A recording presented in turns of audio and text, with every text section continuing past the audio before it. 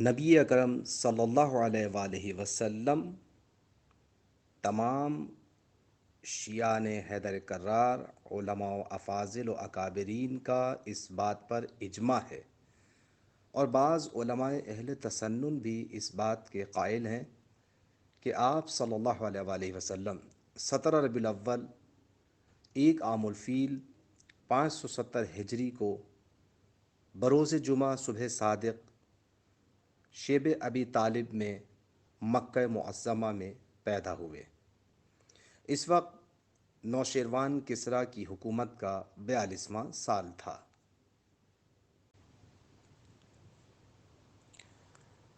جب ہم تاریخ اسلام کا مطالعہ کرتے ہیں تو ہم دیکھتے ہیں کہ آپ کی ولادت کے موقع پر ایسے حیرت انگیز واقعات رونما ہوئے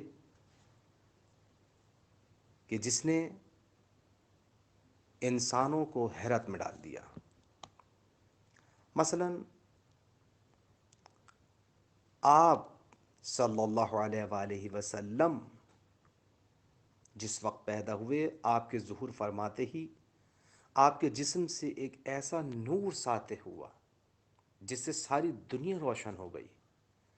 آپ نے پیدا ہوتے ہی دونوں ہاتھوں کو زمین پر ٹیک کر سجدہ خالق ادا کیا، پھر آسمان کی طرف سر بلند کر کے تکبیر کہی اور کہا لا الہ الا اللہ وانا رسول اللہ۔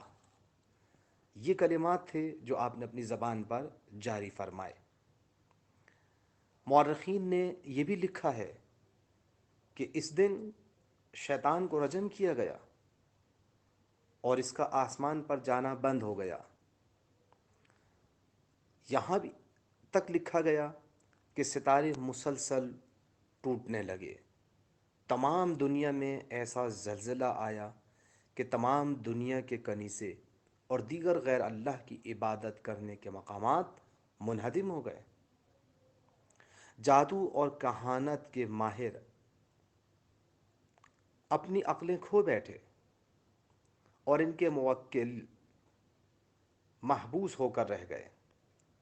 ایسے ستارے آسمان پر نظر آئے جنہیں کبھی کسی نے نہیں دیکھا تھا۔ ساوا کی وہ جھیل جس کی پرستش کی جاتی تھی، جو کاشان میں ہے، وہ خشک ہو گئی۔ اسی طرح اگر تاریخ کی ورق گردانی کی جائے تو آپ دیکھیں گے کہ تاریخ میں یہ ملتا ہے کہ وادی سماوا جو شام میں ہے اور 1000 سال سے خشک پڑی تھی، اس میں پانی جاری ہو گیا۔ دجلہ میں اس قدر طغیانی ہوئی کہ اس کا پانی تمام علاقوں میں پھیل گیا۔ محل کسریٰ میں پانی بھر گیا تھا اور ایسا زلزلہ آیا کہ ایوان کسریٰ کے 14 کنگرے زمین پر گر پڑے اور طاق کسریٰ شگافتہ ہو گیا، اور فارس کی وہ آگ جو 1000 سال سے مسلسل روشن تھی فوراً بجھ گئی۔ اسی طرح کا تاریخ کا مطالعہ کیجئے تو آپ کو اندازہ ہوگا کہ اسی رات کو فارس کے عظیم عالم نے، جسے موبزان موبز کہتے تھے، خواب میں دیکھا، عجیب خواب دیکھا کہ تند و سرکش اور وحشی اونٹ عربی گھوڑوں کو کھینچ رہے ہیں اور انہیں بلاد فارس میں متفرق کرتے ہیں۔ اس نے اس خواب کا بادشاہ سے ذکر کیا۔ بادشاہ نوشیروان کسریٰ نے ایک قاصد کے ذریعے سے اپنے ہیرا کے گورنر نعمان بن منذر کو کہلا بھیجا کہ ہمارے عالم نے ایک عجیب و غریب خواب دیکھا ہے، تو کسی ایسے عقلمند اور ہوشیار شخص کو میرے پاس بھیج جو اس کی اطمینان بخش تعبیر بیان کر سکے اور مجھے مطمئن کر دے۔ نعمان بن منذر نے عبد المسیح بن عمر الغشانی کو، جو کہ بہت لائق تھا، بادشاہ کے پاس بھیج دیا۔ نوشیروان نے عبد المسیح سے تمام واقعات بیان کیے اور اس سے تعبیر کی خواہش کی۔ عبد المسیح نے بہت توجہ سے اس کا خواب سنا، پھر اس نے اس پر بڑے غور و خوض کے بعد عرض کی کہ اے بادشاہ، شام میں میرا ماموں سطیح کاہن رہتا ہے، وہ اس فن کا بہت بڑا عالم ہے، وہ صحیح جواب دے سکتا ہے اور اس خواب کی تعبیر بتا سکتا ہے۔ نوشیروان نے عبد المسیح کو حکم دیا کہ فوراً شام چلا جائے، چنانچہ وہ روانہ ہو کر دمشق پہنچا اور بروایت ابن واضح باب جابیہ میں اس سے اس وقت ملا جبکہ وہ عالم احتضار میں تھا۔ عبد المسیح نے کان میں چیخ کر اپنا مدعا بیان کیا۔ اس نے کہا کہ ایک عظیم ہستی دنیا میں آ چکی ہے۔ جب نوشیروان کی نسل کے 14 مرد و زن حکمران کنگروں کی عدد کے مطابق حکومت کر چکیں گے تو یہ ملک اس خاندان سے نکل جائے گا، اور پھر یہ کہہ کر وہ شخص، وہ کاہن مر گیا۔ تو یہ وہ حیرت انگیز واقعات ہیں عزیزان محترم کہ جو تاریخ میں ثبت ہوئے ہیں۔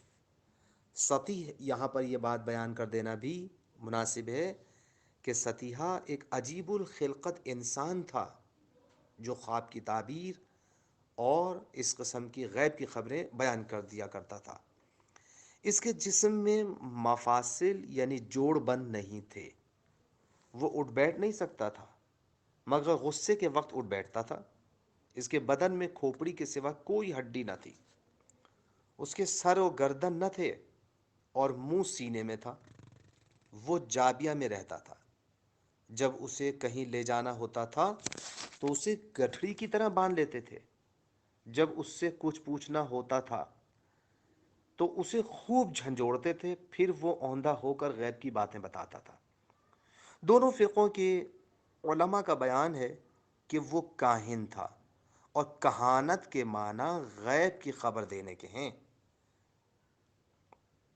یہاں تک بھی بیان کیا گیا ہے کتابوں میں کہ اس نے نبی اکرم صلی اللہ علیہ وآلہ وسلم کی نبوت اور حضرت علی علیہ السلام کی خلافت اور حضرت مہدی علیہ السلام کی غیبت کی بھی خبر دی تھی۔ اس کی عمر کتاب روضۃ الاحباب کے مطابق 600 برس اور حیات القلوب کے مطابق 900 برس بیان کی جاتی ہے۔ ان دونوں علماء کے بیان میں فرق اس لیے ہے کہ اس کی ولادت بند ارم کے ٹوٹنے کے وقت ہوئی تھی، اور بند ارم کے ٹوٹنے کو بعض مورخین سابقین نے حضرت مسیح علیہ السلام سے 302 برس پہلے اور بعض نے پہلی صدی مسیح کے آغاز میں لکھا ہے۔